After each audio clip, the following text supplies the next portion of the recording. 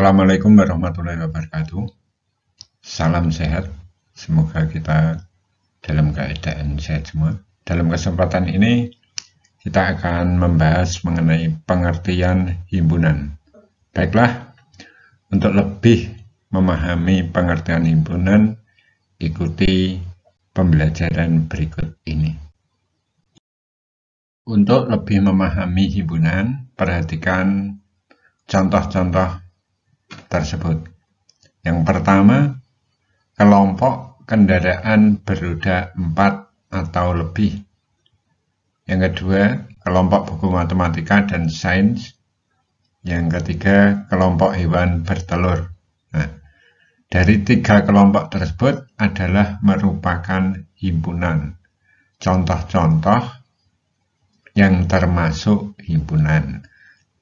Jadi kelompok kendaraan beroda 4 atau lebih itu bisa dikatakan suatu himpunan. Atau kelompok buku matematika dan sains itu juga disebut suatu himpunan. Kelompok hewan bertelur itu juga suatu himpunan. Contoh yang bukan termasuk himpunan adalah kelompok mobil bagus, kelompok buku yang menarik untuk dibaca, kelompok hewan lucu.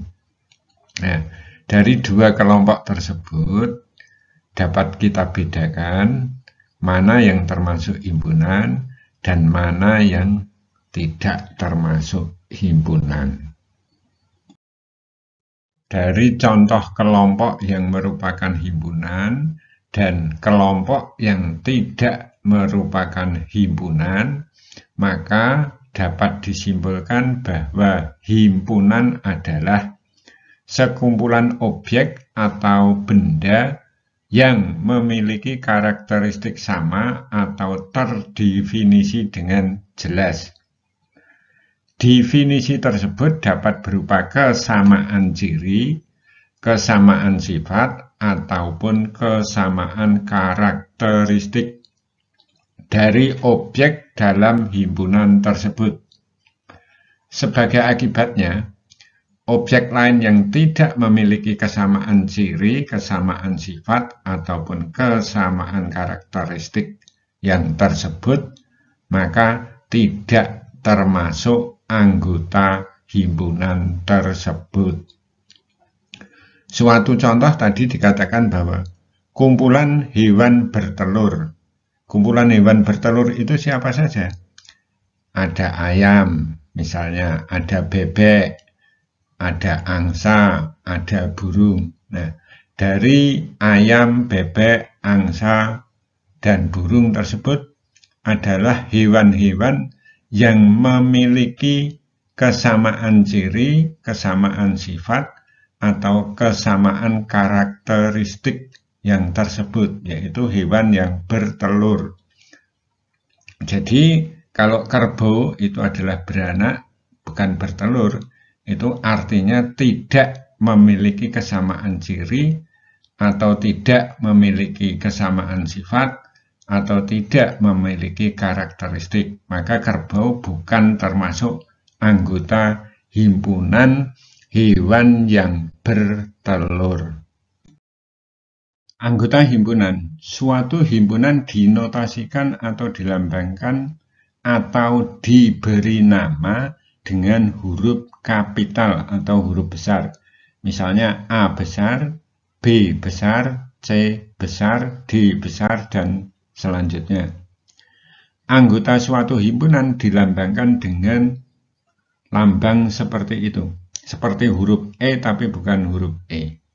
Kemudian bukan anggota suatu himpunan, lambangnya adalah seperti huruf E dicoret. Jadi kalau Anda menemui lambang dalam matematika seperti huruf E, itu dibaca anggota suatu himpunan. Tetapi kalau menemukan tulisan E yang dicoret, maka dibaca bukan anggota suatu himpunan. Contoh anggota suatu himpunan. Misalnya A. Jika A adalah himpunan kendaraan bermotor beroda 4 atau lebih, berarti mobil anggota dari himpunan A. Truk anggota dari himpunan A. Bus anggota dari himpunan A. Sepeda bukan anggota himpunan A. Meja bukan anggota himpunan A. Contoh yang kedua, jika B adalah himpunan alat tulis, maka dapat dikatakan buku anggota himpunan B. Yang kedua, pisau. Dibaca bagaimana itu? Ya, pisau bukan anggota himpunan B. Nah, sekarang bagaimana cara menyatakan suatu himpunan? Jika diketahui himpunan bilangan cacah kurang dari 5 dan himpunan itu dinamai dengan himpunan B. Untuk menyatakan suatu himpunan B tersebut ada 3 cara, yaitu yang pertama, menyatakan himpunan dengan mendaftar anggota-anggotanya.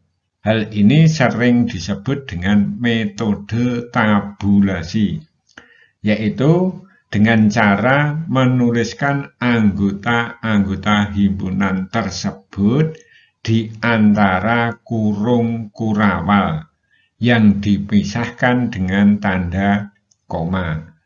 Cara menyatakannya adalah sebagai berikut, seperti itu. B sama dengan kurung kurawal buka. Kurung seperti itu dinamakan kurung kurawal. Kurung kurawal buka karena B adalah himpunan bilangan cacah kurang dari 5, berarti anggotanya kita tulis. Siapa bilangan cacah yang kurang dari 5? Yaitu 0, 1, 2, 3, dan 4. Setelah selesai anggotanya kita tulis, kemudian kita tutup dengan kurung kurawal. Kemudian cara menyatakan himpunan yang kedua yaitu menyatakan himpunan dengan notasi pembentuk himpunan atau biasa kita sebut dengan metode bersyarat. Yaitu anggota suatu himpunan dinyatakan dengan variabel yang diikuti dengan garis tegak dan syarat keanggotaannya. Contohnya seperti yang tertulis tersebut. Nah, tulisan seperti itu bisa dibaca yaitu B adalah himpunan semua X, di mana X adalah bilangan kurang dari 5. X adalah bilangan cacah.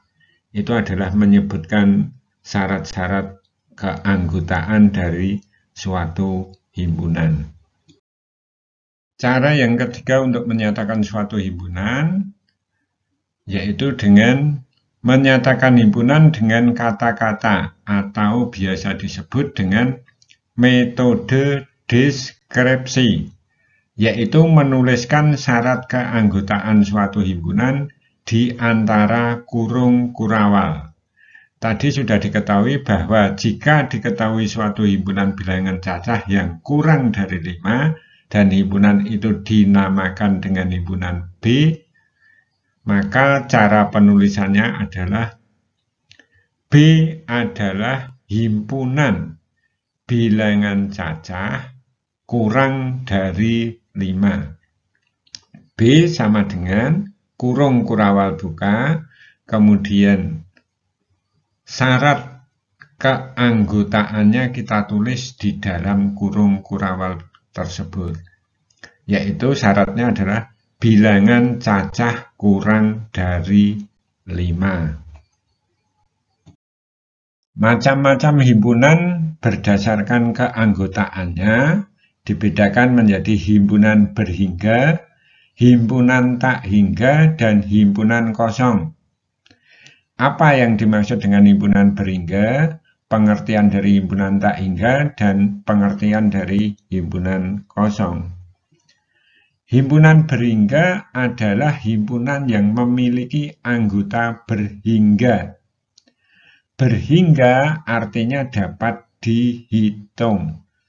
Contoh, seperti itu dapat dibaca, A adalah himpunan bilangan 1, 2, 3, 4 sampai 25. Jadi bilangan 1 sampai 25 anggota himpunan A. Artinya apa? Himpunan A tersebut adalah himpunan berhingga. Mengapa berhingga? Karena jumlah anggotanya dapat dihitung atau berhingga atau terbatas. Nah, contoh yang lain mungkin Anda dapat mencari atau membuat contoh sendiri. Jadi suatu kelompok atau suatu himpunan yang memiliki anggotanya terbatas atau dapat dihitung dinamakan himpunan berhingga. Kemudian himpunan tak berhingga yaitu himpunan yang memiliki banyak anggotanya tak berhingga. Artinya tak berhingga itu banyak sekali. Artinya banyak sekali itu tidak dapat dihitung. Contoh, himpunan B adalah himpunan bilangan 1, 3, 5, 7, dan seterusnya. Arti titik 3 itu adalah dan seterusnya. Jadi dan seterusnya itu tidak ada batasannya. Jadi kita tidak bisa menghitung. Maka himpunan yang seperti ini dinamakan himpunan tak berhingga. Kemudian yang ketiga adalah himpunan kosong, yaitu himpunan yang tidak memiliki anggota. Nah, himpunan kosong atau himpunan yang tidak memiliki anggota ini dilambangkan atau dinotasikan dengan kurung kurawal duka, di dalamnya tidak ada anggotanya. Jadi hanya kurung kurawal buka dan kurung kurawal tutup. Atau dengan tanda 0 atau lingkaran kecil dicorek, itu adalah himpunan kosong. Jadi kalau Anda menemukan kurung kurawal buka yang di dalamnya tidak ada bilangan atau tulisan apapun, itu dibaca dengan himpunan kosong, atau lingkaran kecil yang dicorek itu juga dibaca dengan himpunan kosong. Himpunan semesta, diagram Venn dan komplement suatu himpunan. Yang pertama yaitu himpunan semesta. Apa himpunan semesta itu? Himpunan semesta atau semesta pembicaraan adalah suatu himpunan yang memuat atau melingkupi semua anggota atau objek himpunan yang sedang dibicarakan. Dan himpunan semesta itu dilambangkan dengan huruf S besar. Yang kedua, diagram Venn. Suatu himpunan dapat disajikan dengan gambar. Gambar tersebut dinamakan diagram Venn. Di dalam membuat diagram Venn itu ada aturannya. Apa aturannya? Yaitu yang pertama, himpunan semesta atau S digambarkan dengan suatu persegi panjang dan diberi nama S di sudut kiri atas. Jadi ada persegi panjang, di sudut kiri atasnya dituliskan huruf S besar. Aturan yang kedua atau syarat yang kedua yaitu setiap anggota himpunan S digambarkan dengan noktah. Apa noktah itu? Noktah itu adalah titik yang tebal. Jadi bukan titik biasa tapi lebih tebal. Hampir menyerupai lingkaran tapi kecil sekali. yang diikuti oleh objek anggota di dalam persegi panjang. Misalnya Samarinda. Nah, di depan Samarinda itu diberi noktah, yaitu titik yang tebal. Banjarmasin di depannya juga diberi titik tebal. Tanjung Selor dan Singkawang.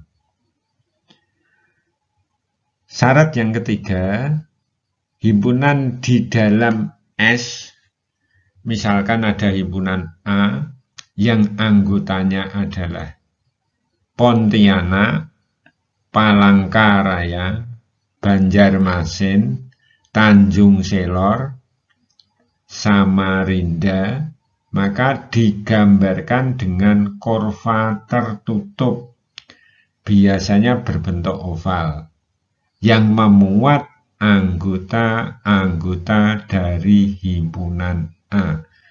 Jadi himpunan A itu kalau ditulis di dalam diagram Venn, maka ada di dalam lingkaran yang berbentuk oval atau kurva tertutup, yang di dalam kurva tertutup tersebut ada Pontianak, ada Palangkaraya, ada Banjarmasin, ada Tanjung Selor, dan ada Samarinda, yang masing-masing kota tersebut di depannya diberi noktah atau titik tebal. Yang ketiga, komplement suatu himpunan. Komplement himpunan A adalah himpunan yang anggotanya terdiri atas anggota himpunan semesta yang bukan anggota himpunan A. Saya ulangi, komplement himpunan A adalah himpunan yang anggotanya terdiri atas anggota himpunan semesta yang bukan anggota himpunan A. Komplement himpunan A dilambangkan dengan A, kemudian di belakang agak ke atas itu dituliskan huruf C kecil atau A aksen. Nah, kalau ada tulisan seperti itu, A-nya boleh A, boleh B, boleh C, tinggal nama himpunannya. Kemudian di belakangnya ada huruf C kecil atau aksen, maka dibaca komplement. Notasi himpunannya adalah A komplement adalah suatu himpunan semua X di mana X adalah anggota himpunan S dan X bukan anggota himpunan A. Pada diagram Venn maka dapat kita bisa lihat bahwa A komplement itu anggotanya adalah Tarakan, Bontang, Banjarbaru, dan Singkawang. Nah, di dalam gambar tersebut adalah contoh penulisan diagram Venn. Tadi syaratnya adalah ada kotak persegi panjang yang di sudut kiri atas ada huruf S-nya. Kemudian penulisan anggota-anggotanya adalah diberi noktah. Kemudian pada penulisan anggota suatu himpunan itu diletakkan pada suatu kurva tertutup, biasanya berbentuk oval atau lingkaran. Seperti itu, bahwa ada kotak persegi panjang yang di sudut kirinya ada huruf S, kemudian ada lingkaran, ada huruf A-nya, itu berarti himpunan A, ada Pontianak, Palangkaraya, Tanjung Selor, Banjarmasin, dan Samarinda, yang di depannya ada noktah atau titik tebal, itu berarti anggota himpunan A, yang bukan anggota himpunan A, tetapi anggota himpunan S atau semesta pembicaraan adalah Tarakan, Bontang, Banjarbaru, dan Singkawang. Jadi A komplement itu bukan anggota himpunan A, tetapi anggota himpunan S. kalau boleh kita katakan, yang ada di dalam kotak di luar lingkaran. Himpunan bagian. Syarat suatu himpunan menjadi himpunan bagian dari himpunan yang lain. Misalnya ada himpunan A adalah himpunan bagian dari himpunan B jika semua anggota himpunan A tersebut menjadi anggota himpunan B dan ada anggota himpunan B yang tidak menjadi anggota himpunan A. Himpunan A menjadi himpunan dari B atau disebut A subset dari B dilambangkan dengan A seperti huruf C, kemudian ditulis B. Itu dibaca A himpunan bagian dari B. Himpunan A bukan himpunan bagian dari B dilambangkan dengan A seperti huruf C dicoret, kemudian disusul dengan huruf B. Contoh dari himpunan bagian, yaitu jika kita memiliki himpunan A yang anggotanya adalah bilangan 2, 3, dan 5. Kemudian ada himpunan B yang anggotanya 1, 2, 3, 4, 5, dan 6. Maka A bagian dari B dapat ditulis yaitu anggotanya 2, 3, dan 5 atau sama dengan himpunan A.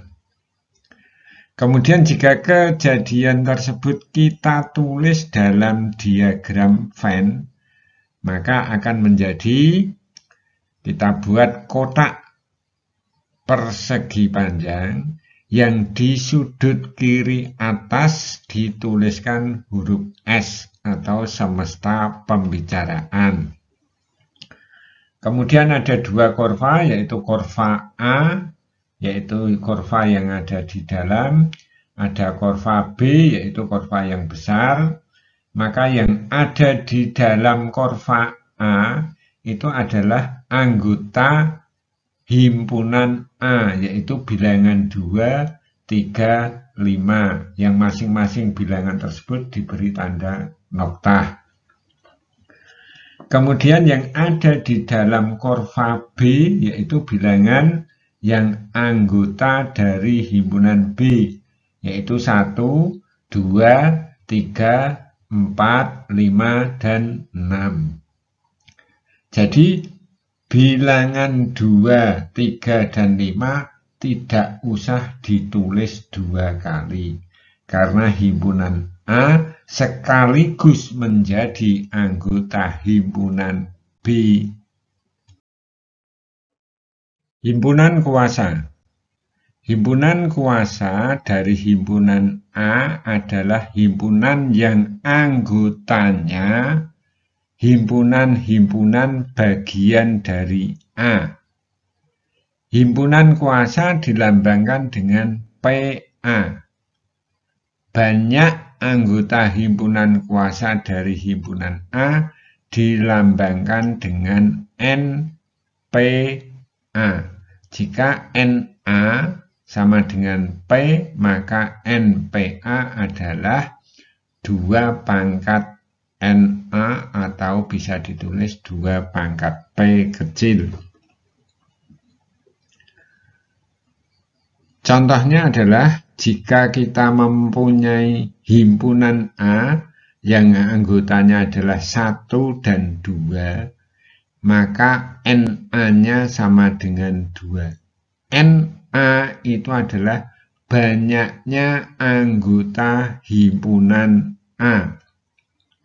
Saya ulangi sekali lagi bahwa N itu adalah banyaknya anggota himpunan.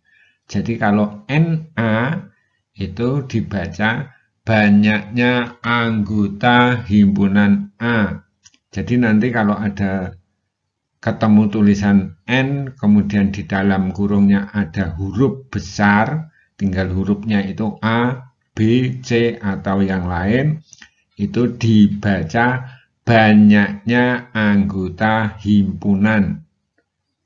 Tinggal di dalam kurungnya apa? Kalau A ya dibaca A.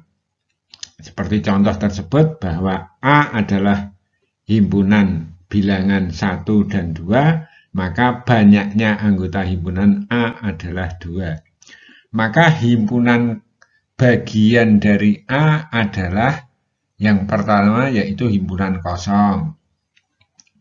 Himpunan kosong itu adalah merupakan bagian dari semua himpunan. Jadi semua himpunan itu memiliki bagian himpunan kosong. Yang kedua, himpunan bilangan 1 saja, kemudian himpunan 2 saja, dan himpunan 1 dan 2, atau bisa dikatakan dirinya sendiri. Himpunan kuasa dari himpunan A adalah dilambangkan dengan PA, yaitu yang pertama himpunan kosong, himpunan 1, himpunan 2, dan himpunan 1 dan 2. Dan banyaknya anggota kuasa dari himpunan A dapat ditulis yaitu 2 pangkat NA, atau sama dengan 2 pangkat 2 hasilnya 4. 4 itu siapa saja, yaitu himpunan kosong, himpunan 1, himpunan 2, dan himpunan 1 dan 2.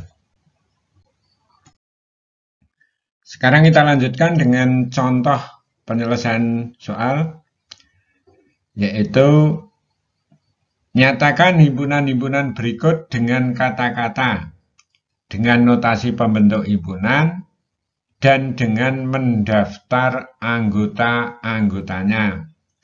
Yang pertama, yaitu A adalah himpunan nama bulan dalam 1 tahun yang berawalan huruf J. Yang kedua, B adalah himpunan huruf pembentuk kata komposisi.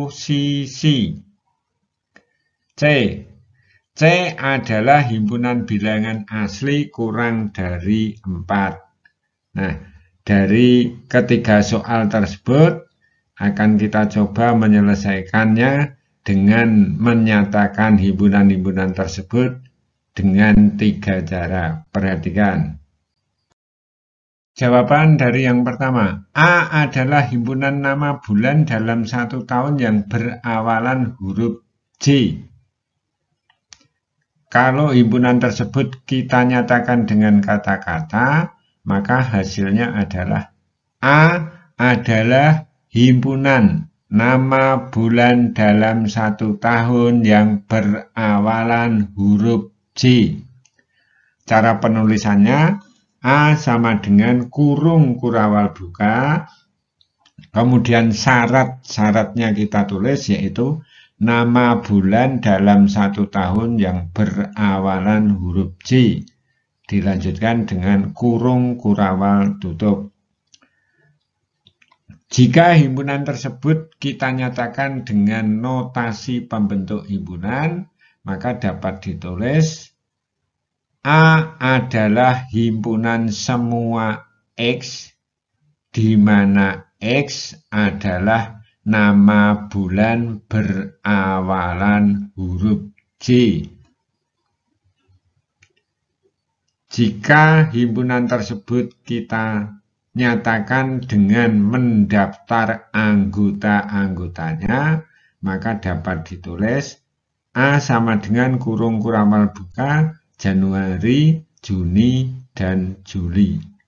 Dibacanya adalah A adalah himpunan bulan Januari, Juni, dan Juli. Nah, sekarang kita akan selesaikan atau jawab untuk soal bagian B. Tadi soalnya adalah B adalah himpunan huruf pembentuk dari kata komposisi. Jika himpunan B tersebut kita nyatakan dengan kata-kata, maka dapat ditulis B sama dengan kurung kurawal buka. Kita nyatakan syarat-syarat dari himpunan tersebut, yaitu huruf pembentuk kata komposisi diakhiri dengan kurung kurawal tutup. Dan dibaca B adalah himpunan huruf pembentuk kata komposisi. Jika himpunan tersebut kita nyatakan dengan notasi pembentuk himpunan, maka dapat ditulis B sama dengan kurung kurawal buka, X garis tegak X huruf pembentuk kata komposisi. Diakhiri juga dengan kurung kurawal tutup. Dapat dibaca yaitu B adalah himpunan semua X, di mana X adalah huruf pembentuk kata komposisi. Jika himpunan B tersebut kita nyatakan dengan mendaftar anggota-anggotanya, maka dapat ditulis B sama dengan kurung kurawal buka K,